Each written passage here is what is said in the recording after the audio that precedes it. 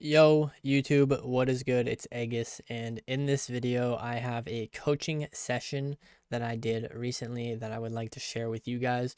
I think this session in particular went pretty well. I think the problems that this individual ran into and that I was able to identify is going to help a large majority of the people who watch this channel. So that's why I'm choosing to share this today. Also, as a little side note, if you guys are interested in having this sort of thing done for your own gameplay, head on over to my Discord channel. The description will be down below, the egg cord. Join the community. And there will be a featured tab with egg coaching in it. And you guys can sign up for my coaching program. All you have to do is just shoot me a DM and tell me what you're interested in, and we'll get you scheduled. So, don't mean for this to be a plug, but at the same time, I know a lot of people who want to improve at this game. A lot of you guys want to improve at this game. And I don't think there's anything wrong with having someone kind of give you a step in the right direction. When I was trying to get good at this game, I did the same thing. I had someone coach me because simply trying to learn everything on your own, watching people does help, watching helps. But what really helps is either having a friend group that you can learn with, or having a mentor or someone that can, like a coach, guide you in the right direction. I think trying to go at it yourself and just really learn like A to Z, the whole entirety of World of Warcraft doesn't really, it's not as efficient, we'll say. When I started playing PvP in Warlords of Draenor, I had a friend group that I was able to grind the game with, and we logged on every single day and played for hours and hours and hours. We all wanted to improve. When in Warlords of Draenor, we ended up hitting 2400. And this continued on until I actually met Naj, and then Naj kind of coached me up and took me under his wing a little bit. And through just playing with him, I became rank 1 material. So I think having something similar to that, having someone to guide you, to go under their wing a little bit, is something that no one should ever be ashamed of doing. I think it's very beneficial. I think it's almost impossible without. So in my coaching, I can't necessarily play with you for money. That would be against TOS. But I can offer VOD review and get you guys going on the right track. So I hope you guys enjoyed this. I hope you guys enjoy this video. I think this coaching session was particularly good. And let's hop right into it so you guys can check it out. So peace out, guys. Enjoy the video. Looks FPS is kind of low on the video, but you can still get the gist of it. First things first, the hunter has true shot aura. We can see that in like literally 3 different places. So I first notice it usually on big debuffs. So we don't mind literally just not being in his line. So like for example right here, you kind of tank this rapid, but you also like pushed off the pillar when he had like his one shot button up, right? I think maybe you're not scared. Like whenever a marksmanship hunter has true shot up, it's like, you are a mage into an MM. So if you don't know what that means, marksman does really high damage into things that are cloth.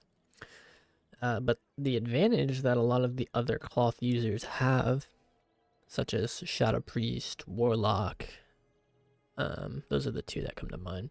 Same with, sorry, I'm losing my fucking mind. Shadow Priest, Warlock. What is another clothy? Well, either way, for the point I'm trying to prove is that Shadow Priest has like focused will, so whenever you're tanking damage, you get a 10% damage reduction. Warlock has demon armor, which is 8% damage reduction, along with 800% armor. So Mage is the squishiest caster into physical damage. So the thing that Mage makes up for in that regard is that it's very hard for like melee physical damage dealers to attack you because of how much mobility you have. But then you have something like a marksman hunter where the source of damage is not something that you can just blink away from, right? So that's why MM is kind of considered a counter to Mage, because they do the most physical damage, and it's also a class that you can't simply kite by blinking away from them and like keeping them out of melee range. So True Shot Aura makes it to where their casts are really quick. So you can see the Wailing Arrow here is essentially aim shot, but it's an empowered version. It's part of their hero tree. So you can look at the cast speed on that, and then look at the rapid fire. So that is insane damage. Takes you down pretty low. Just be a bit more mindful. And then let me rewatch this. So this is good by you because of a couple of reasons. So the Mage uses Invis at the start. This is very punishable because that Invis is a 60% damage reduction that the Mage has chosen to completely throw away. So one thing you have to be careful about when you burst him is that he has 2 shimmers. So I automatically want to start attacking this guy because he decided to waste his wall, his greater invis. But at the same time, you can't meteor because he'll just shimmer out. So you just spend all of your fire blast charges to get your pyro procs. You alter. Then you drop meteor, combustion, crossfire bolt. So yeah, that's like a huge burst. Just a little risky to send the meteor because the Mage can simply just shimmer out. Very easy for him to avoid. And then, nice. I like how you saved the Scorch proc when you got under execute range. Oh, it's actually very close. So Scorch procs that are under 35% HP. Double dip. So you want to make sure. Like you probably missed out on about another 100,000 damage. So, just, yeah, I thought that was in range, but not quite. And then he Comet Storms you, and you just kind of take it. So what you would want to do here is you want to get out of this Comet Storm Meteor, because he does Comet Storm Meteor with Ice Nova. Now, while that would work on a melee, a Mage who has something to avoid the damage from it's not the best combo. So you could choose to meld the Meteor. You could choose to shimmer, you could choose to press mirror images for like minor damage reduction, because really you're just trying to avoid the damage from the meteor. It looks like you're spamming your wall, but you're on the global. Yeah, so because you're on global, you should know that, right? Like you're on global right now. So meld is the only option here. And you want to time it on the meteor. So that's great. It's pretty generous timing because it's a projectile. So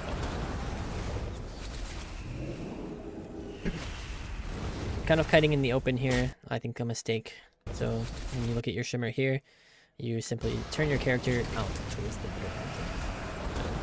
The reason this is bad is you are against 2 casters. So into melee classes, completely fine to do this. Into casters, where the only source of avoiding damage is by using a pillar, you would want to mainly shimmer instead of out here like you do, you would want to shimmer over here. So that's just positioning, kind of, fundamentals of positioning when fighting casters. Hope that helps. Call that a tempo DB. So just a DB to kind of interrupt casts. I like it. It's whatever. Yeah, see what you're doing here on the pillar? This is really good. You start tanking damage. You start avoiding more damage this way. He does get a rapid fire out, which kind of chunks you down. Not really much you could do to avoid that other than Shadow Meld or Wall. But, I guess you did have Meld for it. Kind of hard to notice here, though. Alter time is a couple purges. You try to go for it. Get a little lucky.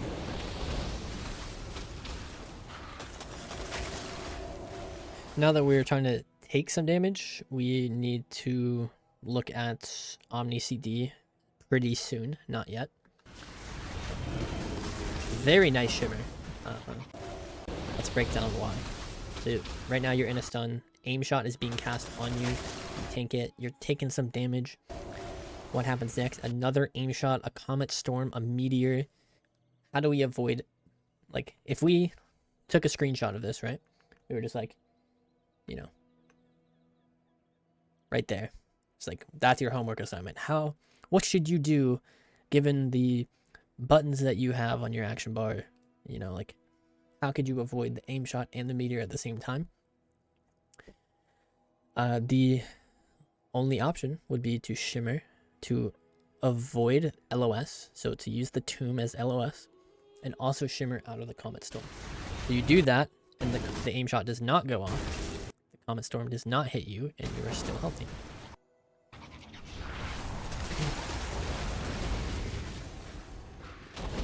Keep in mind you have cauterize as a fire mage, so in these situations you want to greed as much as you can.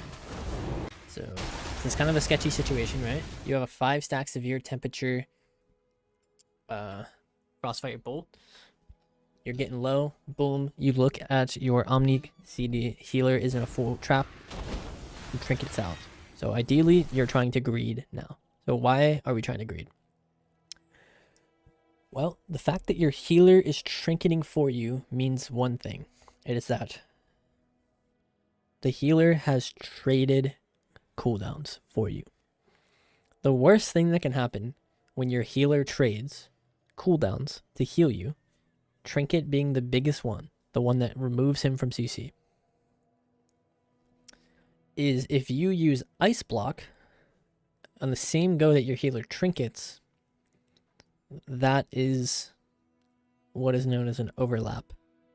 So if you overlap block and trinket, that is 2 of your biggest saves down the drain. So the fact that your healer trinkets for you is something, for one, that you should notice.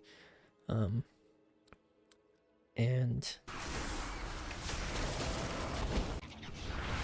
people always ask, like, okay, well, how do you notice those types of things in game? And the way you notice it is that there are certain situations that happen that make you look at certain places on your screen. So let me say that again. There are certain things that happen in game, such as, in this case, the exact thing that happens is that you get low health. So you start taking damage, you get low, right here. In this situation, that prompts you to look at these raid frames. Now, because you see your health, this is where I'm always looking at my health, I can actually already see out of my peripheral vision what my teammates are in CC wise. So I get low health, I see that, and just peripherally I can see the CC. And as I'm looking there, I'll notice the CC is now gone on my shaman, which tells me that he trinketed. And then I can verify that by quickly glancing at that. Once I see that, I know for sure that if I have to trade block, we most likely will end up losing this game. So I do everything in my power to not have to trade. Yep, that was his trinket link. You guys traded well. Good job. You're at 30% mana, keep that in mind. So spell steal is kind of a hard button to press right now. I'm not sure if you've had it happen to you yet, but if you spell steal too much and you yourself, you cannot press combustion anymore, because combustion actually costs about like 10 or 15% mana for some reason. Outdated spec. This game isn't going too bad. I think you guys are doing well. Yeah, so far, not bad. So you get a combustion proc. It's important to take advantage of these. So what I mean by that is you have a 5-stack severe temperature. You can tell by this proc on your screen. So when you see the combustion proc, you know, try to send that in at the bare minimum, because you get this severe temperature buff quite often, and a lot of times you're left holding on to it because you're waiting for a way to guarantee the crits. So I'd like to see you use that here.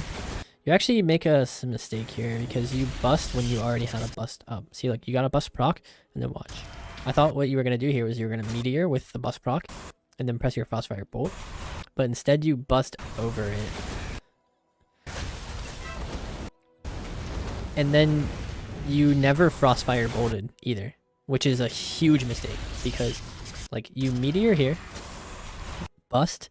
At this point, what you want to do for maximum burst to one shot is Frostfire Bolt and spam triple Fire Blast at the same time. So like literally your globals are, and keep in mind some of these, the Fire Blasts are off global. So your button presses, we'll say, will be Meteor. And at the same time that you're putting down the Meteor, spam your Fire Blast keybind to get any excess ones out. So like right here, you drop your Meteor, you still have 2 Fire Blasts. Keep in mind, Combustion resets those fully. So as you're hovering your mouse there to drop the Meteor, just spam these. It'll get them like a couple percent lower, maybe like 4 to 6% lower, maybe even like 4 to 8%. Because it's literally free damage that you're just not cashing in on. So maximum burst, you like put down the Meteor, spam Fire Blast. Then you Combustion when the Meteor animation starts going down and your global cooldown is over. So like right here, Meteor, you're on GCD, spam Fire Blast. Then as soon as your global is over, bust Frostfire Bolt, and then spam Fire Blast until you're out again. Because now you have full stacks again. So the Frostfire Bolt with 5 stacks of your temperatures is going to connect at the same time as the Comet Storm Meteor. That would have hit 4. So keep in mind, you haven't done anything except press Meteor and Comet. He's at 50%. You put in the Frostfire Bolt, it's an additional 1.2 to like 1.4 million. So that's a huge chunk. And then your Fire Blasts on top of that are going to bring it down even more. And then you can account for the last couple percent from your other DPS. Like, that's how Fire's Burst works, is you are essentially just trying to do that like every time you have Bust with Meteor. That's why when you get those Bust procs, it's super important you try to like do the same. You do like a mini version.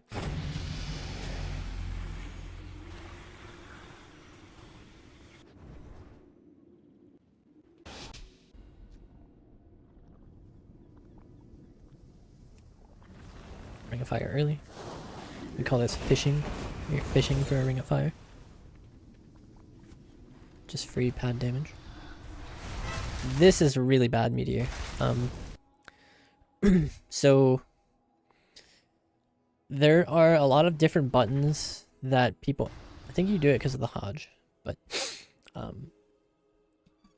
yeah, so there's a couple buttons that people have that are a direct one-to-one counter with Meteor. So Fade, we'll just use the enemy team as an example.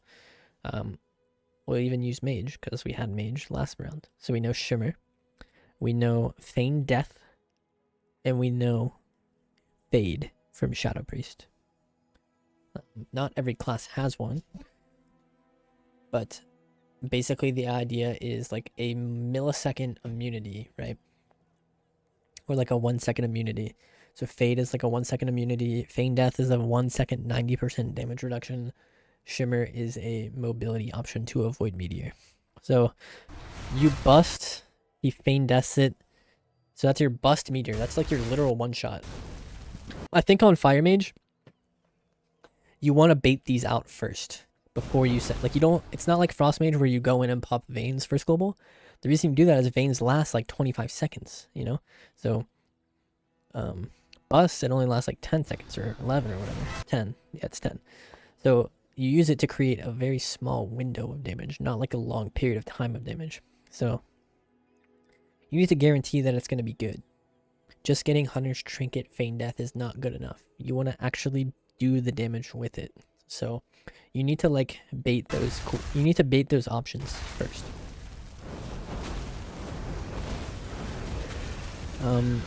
So this goes just into target swapping at this point.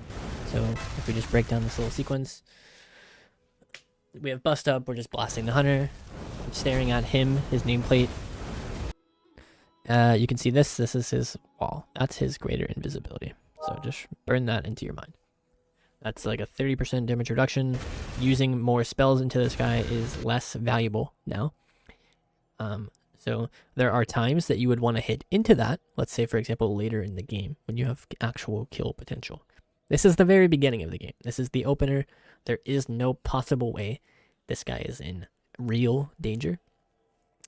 So what you're looking to do is create more momentum with the rest of your damage.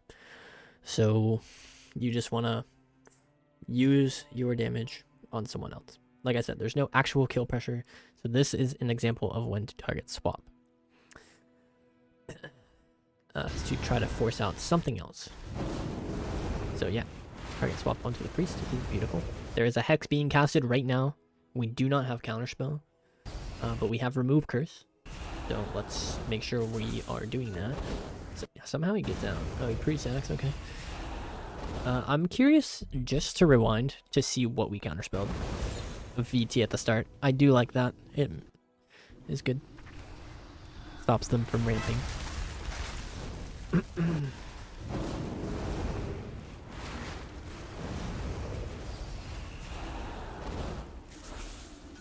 Okay. So we enter this phase of the game that is sort of like, you know, you guys did your first go sort of because you used combustion right off the bat and got Hunter's Trinket, Feign Death, and Wall. And then you swap over to Priest. Their team hasn't really, like, your Paladin had a nice play. He pre-sacked the Fear. So, right here. This could be counted as like your guys' go, right? Try to follow the momentum of the game here. That's what we're trying to learn right now, is the momentum of a WoW game. So you pop your go, you get some stuff. The priest stunned your paladin, but left a gap. So the paladin was able to sack your mage. Then they cast a hex, which breaks due to Sack breaking him out. So their go was sort of bad. You know, they messed up. They didn't get trinkets. They didn't get... I guess the only thing they got was Sack. There's a Siphoned. You target it. You kill it. And now keep in mind, you guys have the momentum at this point. Also, Ice Nova this in the future. Ice Nova, see how you're out of Fire Blasts? And it's kind of low. Ignite will kill it, but since it's only one Fire Blast, it's like a 1% Ignite. So just finish it off with Ice Nova. Ice Nova actually does a good amount of damage. And at this point, you need to be trying to look for CC because you're not the target being trained. And you recognize that the momentum shift is back on your guys' like side. What that really means when you look at momentum, by the way, is this is actually nice that you sort like this. The silence I think should be up here with the rest of the CC, but yeah, what that essentially means is that they've used all their CC. So all their CC is on cooldown. So they don't really have like any tools to create pressure other than damage. But they're likely combining their damage with their CC. So their CC is down, their damage and cooldowns are down, and everyone on your team is on DR. Like, there is no CC that could come out. And your guys' DRs are off. So you have available DRs to CC. Now, you might be wondering how this didn't come up in the first game. And the main reasoning for that is that you were the target being trained. So that wasn't the forefront of, let's say, your job. Like, there are times there might have been a couple globals that you should be looking for that. But when you are not the target, identifying the momentum shift is extremely important because you got to think about it from your teammates' POV, right? We're playing a team game. So if the healer is actively trying to avoid CC and your other guy is actively trying to survive, this makes it very hard for them to land CC and do damage efficiently because they're having to deal with these 3 targets all trying to basically set up on them to outplay them. So you, as the target not being watched, not being attacked, it's your job to essentially try to enable these people to have an easier time and to make these people have a harder time to do what they want. So you kind of have a big job. A lot of people complain about like, oh, I get trained and it's so hard. Well, it's like, yeah, well, not being trained and doing the correct stuff is also hard, just in a different way, in a less of a pressured way, which is why people complain so much about the being trained part, because it's actual pressure that you're responding to, right? But in this situation, when you're not being trained, it's basically creativity. Like, it's low pressure and just requires you to get creative with actually doing like good things. So I would be looking to land some type of CC on the shaman, long story short. So there's a Hodge. Your healer actually kind of sets you up with an alley-oop, but you don't follow up. You don't slam load because you don't go for sheep. You don't even try. So mistake there. You land a counter spell.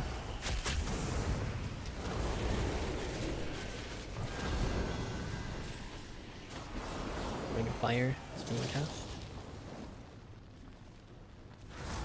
So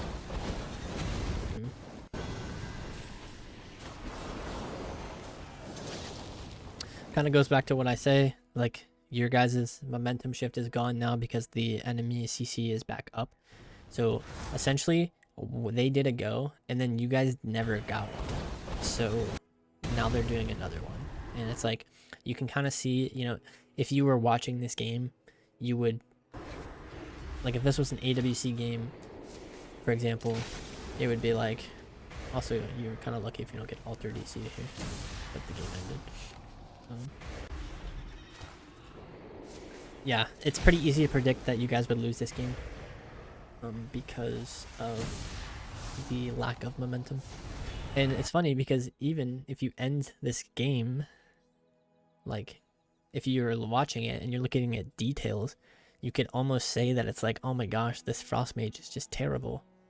Well, that's why details is kind of toxic sometimes, is because when you're this guy, what are you thinking to yourself? Like, oh man, I was just like, that was such a bad round. Like, I wasn't ever really enabled, right? So it's funny because it doesn't always tell the full story. Because it's like, while you are at the top of the damage meters, you're probably thinking to yourself like, man, this mage sucks. Well, it's like, a better way to think of it is, how could I have enabled him better? I guess call me an optimist, but it's also like, kind of doesn't get you anywhere to not in every single situation think about like, what could I have done? Because ultimately that being done repetitively will guarantee progress.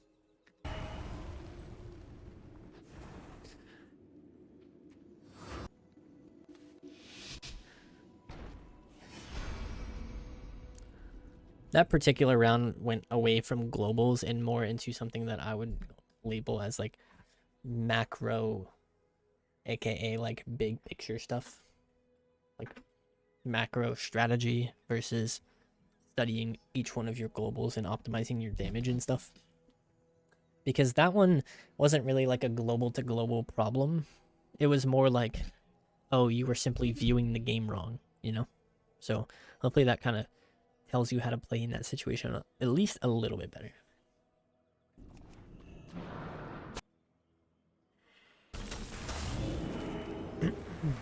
The altar is kind of weird because no cooldowns yet, right?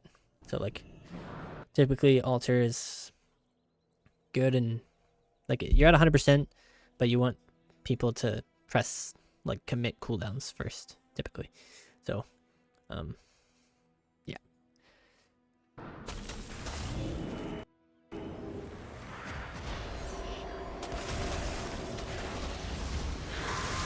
So you're the target. Also this, okay, so wow. This is a mistake I think people make a lot, which we need to talk about, and that is shimmer. So let's just assume technically there's also no bad altar. Let's pause for a second and talk about that. So even if this altar, like, let's consider this altar good and look at why it's good. Because now before they go, like, let's say right now they wanted to just like start CCing your healer and just popping off, right? They each all have to spend a global purging. So it's technically still getting value. But here's the thing about getting purged on your altar is it rewards you, or sorry, it refunds you a shimmer charge. So when you get purged on altar, it is the worst thing ever. Okay? It is the worst thing ever. I want you guys to view it the same way I do. If you get purged on altar, you are very, very mad. Not because of the health, because you're losing a free shimmer. And you got to think about how much value that is. Shimmer is about a 23-second cooldown. So you're losing, yeah, that's a lot of value. Another thing is, look at this, right? So you just blinked. What happens when you blink, right? What is, when you blink, what are you able to do for a certain amount of time? You don't need to track this. You don't need to have a displacement beacon on your bars, right? It's just simply, you know that you just blinked somewhere. So now for the next 8 seconds, you can displace. So when they collapse on you like this, aka all 3 of them are running directly at you and doing damage. You see, look, you have your displacement beacon that you trinket and have available, but instead you use another shimmer. And keep in mind, you already lost so much value on your shimmers because you got purged on your altar. So not only are you now behind 1 shimmer, I would consider this being behind 2 shimmers because you decided to use the second one over the displace first. And it's usually very good to rotate it like the following. Like altar shimmer, altar back, then you have 2 charges, so you are able to use another shimmer. The reason why you're able to is because you want to get one on cooldown, so that you're getting value. And then if you need to use more mobility at that point, displacement next. And then you have the final shimmer. That is how you would get, that rotation is the most valuable way of doing it. So like altar first, then you shimmer. Then you would make distance from your, altar, and then you're shimmering to create distance from initial location. And what this also does is avoids purges. And then coaching, and then avoids purges. Sorry, my roommate walked in. Creates distance from initial location, avoids purges. That kind of messed up my train of thought. Shimmer. Yeah, so we were talking about create distance from your initial location, avoids purges. And then after that, you would alter back to your original location, which is another form of mobility, might I add. Because if you think about it, and you alter like here, and then you shimmer over here, what happens when you alter back, right? You're essentially using more mobility. And then at this point you have 2 shimmers right now, so you are enabled to use another one. Displacing here wouldn't do anything, right? Because think about it, you alter at this spot, then you shimmer over here, then when you alter back, you're back over here, so your displacement would also bring you right here. So that's why your next form, or your next one, will be shimmer. Again, this will leave you with 1 more shimmer at this point. So if you need to use more mobility again, you want to displace here. And then that allows you to have your last shimmer to do whatever you need to. So that is like the most efficient way of trading your mobility. So that's why getting purged on this, it's like, fuck, now you're -1 shimmer. And then whenever you do shimmer like this, it's like, fuck, now you're -1 again, because this really hurts your ability to do things, because displacement accomplishes the same thing as the shimmer, but the shimmer you can also use aggressively. So when you use this one defensively to move, it's like, well, now you can't cast with it, you know? You could have just displaced and it would be even better because you'd be over here. So I just took a second there to cover that because I think it was important. Not only is it important, but I also took that long to explain it because of how like impactful that is. Like there could be a million other things wrong with this game, but they would all be at the root cause of this opener that you've done here. So you're essentially just like setting yourself up consistently poorly if this is how you like, if you are using any type of mobility like this. Fade. And I know a lot of you are gonna say like, well, Altar's purgeable, like how do you not get purged? It's very simple. If there is a purge class that gets in your line after this shimmer, you need to send it back immediately. Like, Altar here, you blink, this guy's in your line. Like, you're not even actively avoiding. What you could do I have Epic Pen? No, I don't.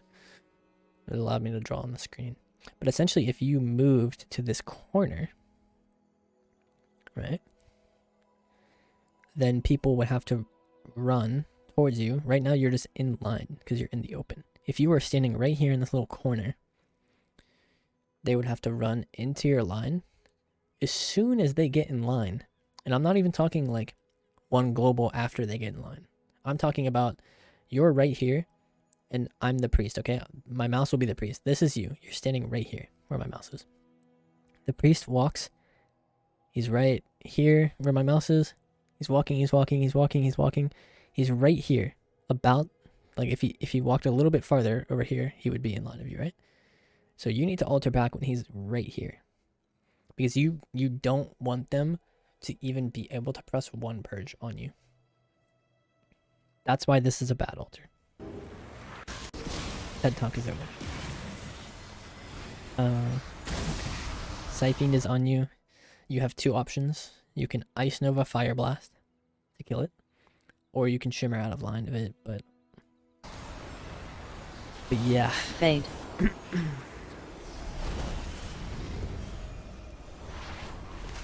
So we drop Meteor into Altar Time. Probably not great as well. And then you go for Purges late. Also not great. And then this Shimmer, what does this accomplish? Tell me. Right? Mage is in our line. We Shimmer over here. He's still in our line.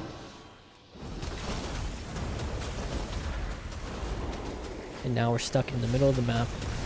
Tanking. Oh my god, we're tanking so much damage. We're tanking so much. And look, displacement was never used, right? We don't have any. We've never even pressed it yet. Not even incorporated into our rotation of mobility. Too reliant on Shimmer instead of rotating it this way.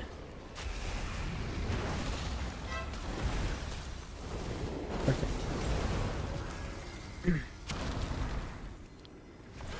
I like that. That knock puts the mage into the middle. Ring of Fire. Fade. Actually, not bad. You got sheared on it because he shimmered out of it anyways.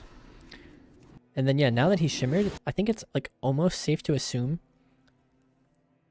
that you can drop your meteor when this displacement beacon is over. So you don't want him to be able to displace it. His beacon's almost over. Boom.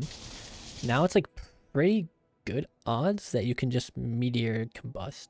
Like he might use second shimmer if he has it, but if he does, that's the final shimmer. So it's worth at least trying. You do that. Nice. And he shimmered even kind of late after most of the ticks hit. feel like he shimmers the meteor, but you got all the comet tips. And then you really just need to get in the habit of throwing this Frostfire Bolt earlier. Like, oh, you do. Weird. Your Frostfire Bolt proc just never went away. What the fuck happened here?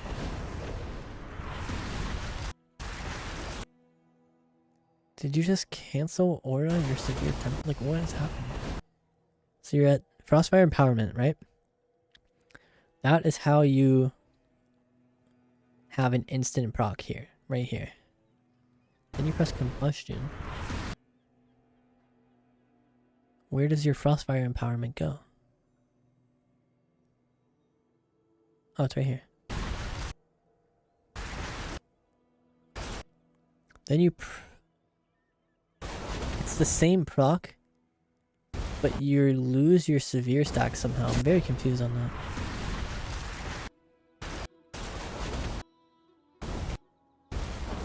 I don't know. Anyways. You guys force ice block.